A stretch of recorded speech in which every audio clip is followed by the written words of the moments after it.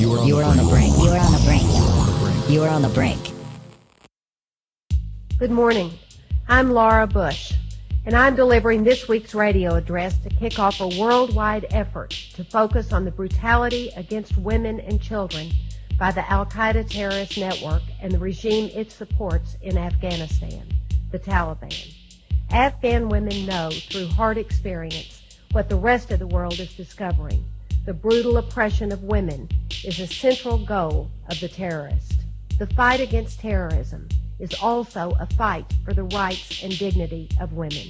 I hope Americans will join our family in working to ensure that dignity and opportunity will be secured for all the women and children of Afghanistan. This is propaganda.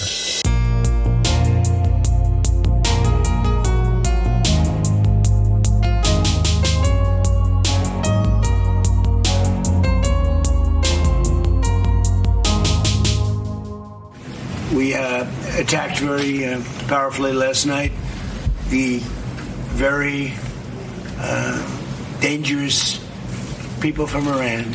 They're sick. There's something wrong with them. So we're back in the Middle East.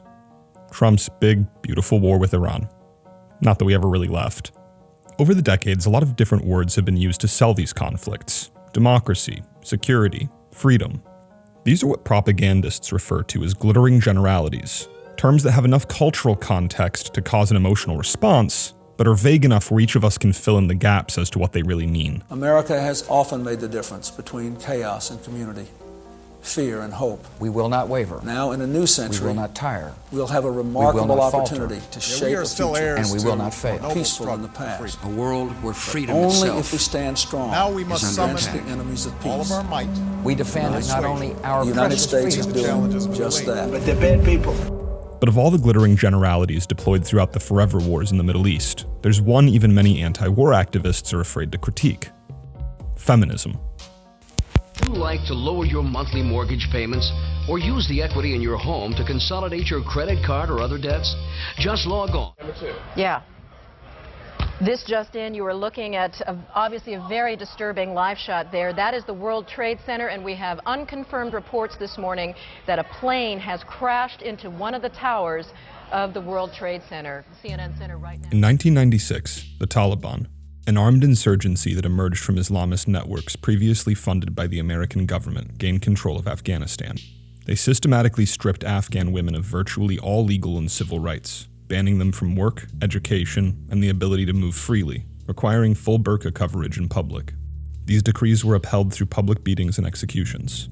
In 2001, Al-Qaeda, a global jihadist network, led the 9/11 attacks on the United States. The Bush administration wanted a traditional military response, which required a traditional geopolitical foe. The Taliban were ideologically aligned with Al-Qaeda and had allowed what were described as terrorist training camps to sit within their borders. So in response to 9/11, we invaded Afghanistan. Long before the current war began, the Taliban and its terrorist allies were making the lives of children and women in Afghanistan miserable. As Laura Bush addressed the nation, the State Department simultaneously released a report titled Taliban's War Against Women. In one rhetorical move, the Taliban's oppressive misogyny and al-Qaeda's terrorist activity had been fused into a single meaning, yielding a single enemy. The liberation of women in the Middle East was now a moral linchpin for the justification of this war. Apartheid was an East Hampton clam bake compared to what we laughingly refer to as the life these women lead. Making it easier to avoid facing the central question of whether the country of Afghanistan was really the enemy we should be fighting. This will not be a campaign of half measures, and we will accept no outcome but victory. At the time, support for the Afghanistan war routinely polled above 80%. Prominent feminists like Hillary Clinton and Madeleine Albright were supporters of military intervention. In spring of 2002, Ms. Magazine, a publication of the Feminist Majority Foundation, framed the invasion of Afghanistan as a coalition of hope. As critics later put it, bombs had been added to the feminist toolkit. This was the moment American feminism became a powerful tool for selling military intervention to the American people, a strategy that has since come to be termed embedded feminism. But a notable feminist voice stood firm against this narrative. The Revolutionary Association of the Women of Afghanistan vocally warned from the beginning of the U.S. invasion that the war would only serve to ensure freedom remained out of reach for most women. Afghan feminists never asked for Meryl Streep's help, let alone U.S. airstrikes. A bird may sing in Kabul, but a girl may not, and a woman may not in public. This is extraordinary. This is a suppression of the natural law. Within this new feminist frame, the female soldier had become an important PR asset for the military. She's a beacon of Western enlightenment, making the ultimate sacrifice to liberate her sisters under oppression. The military first used the rhetoric of women's liberation to justify the war, and then used the bodies of women soldiers to execute it. Women played a central role, both in the wars in the Middle East and in the wartime propaganda back home. Soon military handbooks began describing a strange anomaly. Within Islamic society, heavily armed uniform-wearing female soldiers from the West sat in a sort of liminal social position between the gender binary. Local Afghan men didn't view them as traditional women, who were bound by Islamic restrictions and confined to the domestic and family spheres. But they also didn't view them as threatening male combatants. They were a so-called third gender. When we go out and we talk to the locals, they perceive us sometimes a lot better than they perceive the males. They see the males as more of an aggressive counterpart. This third gender was granted the respect and authority normally extended to men, but were simultaneously granted the access to domestic home and family sphere normally reserved exclusively for women. The women, since they don't get visitors very often, they're really excited to have somebody come talk to them. And the males in the compounds really appreciate that when the Marines knock on their door, that they appreciate that they bring women because we're respecting their culture. And there was a perception that female soldiers were less threatening, there to help versus there to fight. This insight was soon turned inward, as Western cultures also tend to perceive women in military gear as a break from the gender binary. Domestically, female warriors could be a symbol of a fundamentally less violent and morally justified military force. Public affairs officers shaped media coverage to emphasize women soldiers performing humanitarian tasks. In some instances, officers were even ordered to delete the photographs of female soldiers participating in combat operations. By not fully engaging them, the military was missing out on a vital source of information and an opportunity to win hearts and minds. All right, let's go, girls. Nearly gave you a heart attack. Thought I told you to watch your back. Never know what to expect down here. That's the only solid fact. Guess I'd rather be on vacation. Guess I haven't got the education. I don't really have an explanation. Now, America's interventionism would cement an association between the ideals of feminism and a violent occupying military force in the minds of the Afghan people. Our righteous cause to liberate the oppressed women of Afghanistan planted even more seeds of oppression. During the following 20 years, the United States would frequently back militias with equally oppressive views towards women out of strategic necessity, underscoring the fact that feminist liberation was not a genuine long-term goal. The Taliban took back control of Afghanistan in 2021. After more than 46,000 civilian deaths, America left the women of Afghanistan facing a human rights crisis that many describe as worse than the crisis of the 90s that sparked international interest to begin with. As for the third gender, many female warriors did in fact face violent combat while in the Middle East. By labeling them temporarily attached to special forces and ranger units, the military bypassed the policy that officially banned women from ground combat. This combat experience often vanished from the paperwork that would later determine their access to VA healthcare and disability benefits.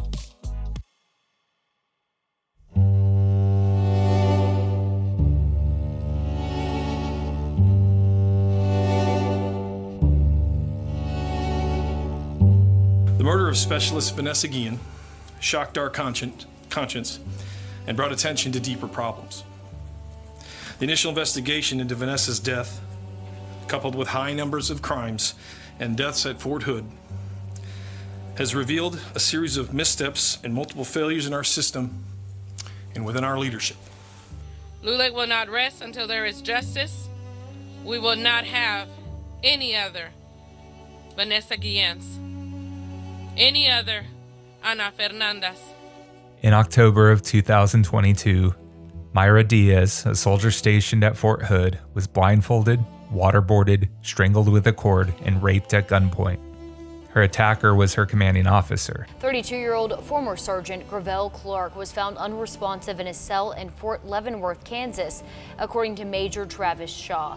He was serving a life sentence after his conviction in April on nearly 30 charges of violent and sexual crimes committed against 5 victims in the barracks on Fort Hood. Anna Basaldua Reese was 20 when she took her own life in 2023 after reporting sexual harassment. The Army's own inquiry described the culture around her as persistently toxic and, quote, permissive of harassment. The report that came out was a couple hundred pages, and it talked about how many victims never reported, or the ones that were reported, how many were investigated. And I gotta say, it's so nice, it's refreshing to hear the truth. The Intercept published an analysis of 14 years of Defense Department data. They found that homicide and suicide rates of women soldiers double those of civilian women. An active duty Army woman faces a higher risk of being murdered than a male soldier does, which is quite profound because out in the civilian world, it's the exact opposite. The institution that sold America a war on the promise of liberating women abroad has a problem with how it treats women among its own ranks. I invited you to the White House. As you know, the FBI and the DOJ are now involved. We got them involved. We didn't want to have this swept under the rug, which could happen.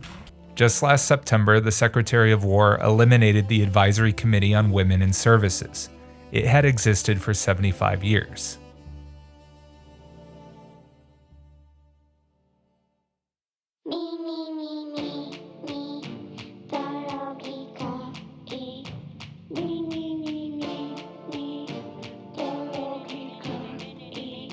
The female warrior is yet another part of the sex and gender arsenal the US military deploys. It can be used to infiltrate Afghan villages, and it can be used to bolster support at home.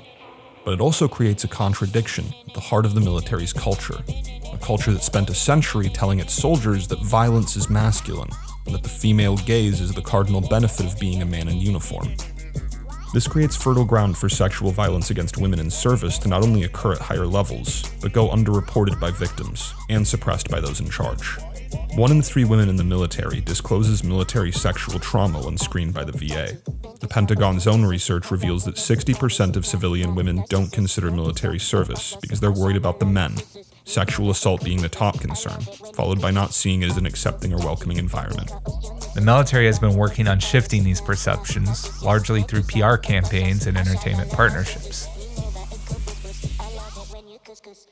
The United States Air Force Thunderbirds kicked off the Captain Marvel premiere festivities with an impressive flyover above Hollywood Boulevard.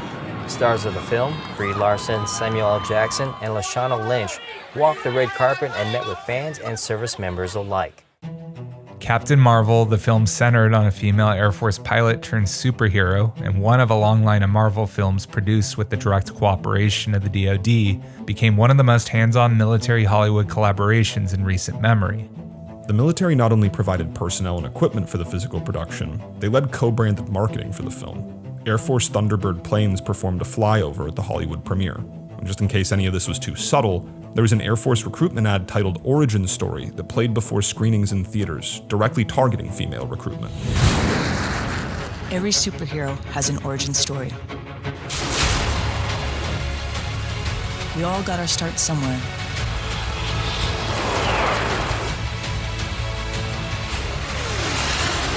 For us, it was the US Air Force.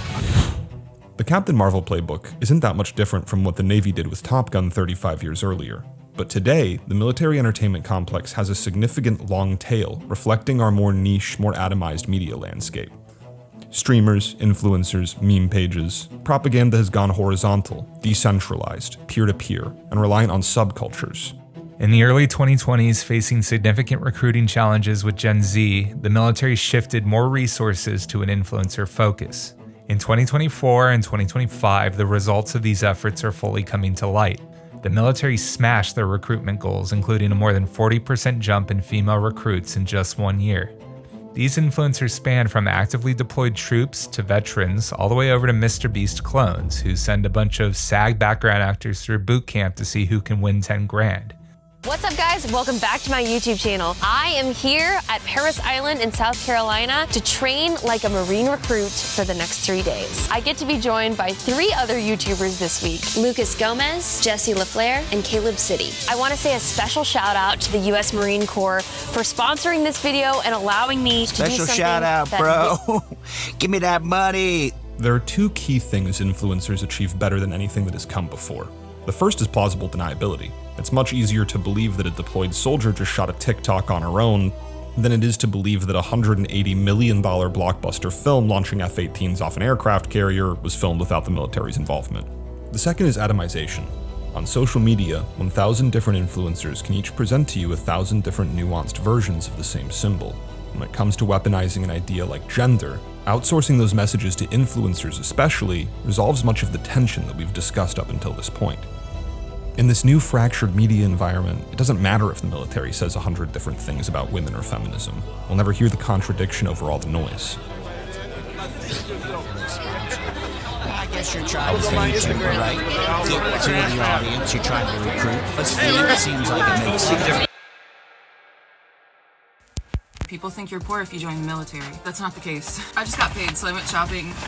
I spent $10,000. I got a pair of Louboutins. I wore them for the first time last night. They told me to use a protectant on the red sole so that it didn't get fucked up, but I fucked it up already. Those were $800. And I got this off-white coat. I got it because it's camo, and it might be a low comfort for Israel, $1,000. And then I got this bracelet from Dolce & Gabbana. It was $900. Veteran-related TikTok content amassed over 15 billion views in 1 year. Twill trousers. Great. Flannel shirt. Happy because warm. Tuck that shit. Great. One of the most popular creators was Luhan, who titillated her 700,000 TikTok followers with thirst traps such as her firing an M16 in a bikini, though many of her more sexualized clips have now since been removed. Good morning, chat. It's Saturday, August 30th. We're going to be here today, tomorrow, and the next day, September 1st, at the Cleveland Air Show, at the Army tent, right next to the beer tent, where you can come have 10 million, get into a notional bar fight, and then sign a 20-year contract, okay? Now is the time. Come through, come be here. But what's even more interesting about Luhan than her frequent exploitation of the male gaze is how openly she admits that she's a psyop.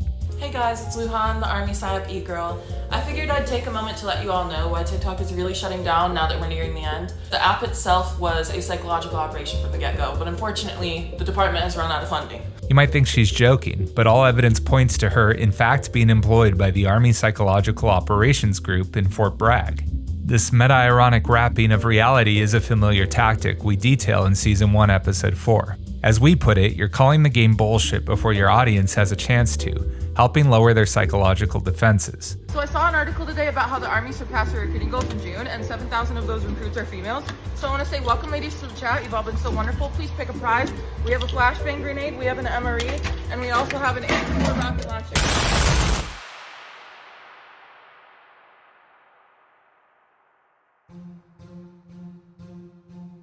As the ocean of monoculture recedes, leaving only tide pools, and the question, what is a woman, can derail a family's entire Thanksgiving, the symbol of the soldier can be as diverse as the American people are. Anyone willing and able can be called on to serve. But institutions whose symbols no longer hold meaning become hollow. You can sense this. We all can. Those that used to stand for something are now just standing in place. And the only reason they're still standing at all is because nothing else has gotten big enough to knock them over. Yet. In the resulting vacuum of meaning, the military's identity has become a battleground and the war soldiers don't fight, but politicians and pundits do. The culture war. Start enforcing a ban on transgender service members in the military. This is propaganda. And now enjoy these comments from military e-girl psyop Luhan's Reels. I just barked so loud that animal control is at the farm hunting me down. When I'm done with you, you won't be able to walk. I drink the sweat out of her gym shorts. Some might be here for the hint of nip shining through that shirt, but I'm exclusively here for that man hands. Gosh, just imagine holding hands with her. Like, bro, I feel so safe. We share a lot of the same taste in music. I just want to see those damn feet. One ticket to Bonerville, please. Every male in these comments glazing her, you are a simp. Go lift weights, eat steak, read the Bible. You are underperforming right now. I will join the U.S. Army.